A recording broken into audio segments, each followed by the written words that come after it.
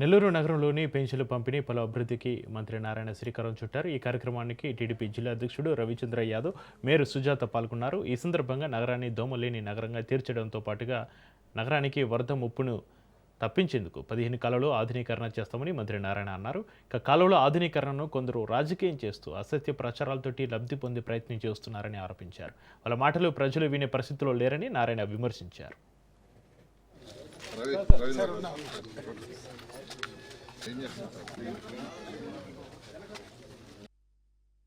ప్రతి నెల 1వ తేదీ తెల్లవారు నుంచే అవ్వాతాతలకు, వికలాంగులకు పెన్షన్స్ ఇవ్వాలి ముఖ్యమంత్రి గారు ఆదేశించారు.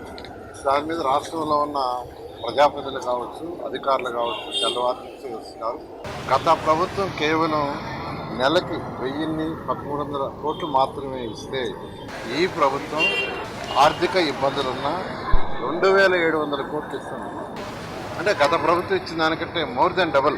1,300 అడిస్తే ఈ ప్రభుత్వం 2,700 రూపాయలు, 2,700 కోట్లు ఖర్చు పెడుతుంది నెలకి. ఇంతవరకు తీసుకుంటే మొత్తం ఈ ప్రభుత్వం వచ్చినప్పటి నుంచి 53,000 కోట్ల రూపాయలు ఖర్చు పెట్టారు.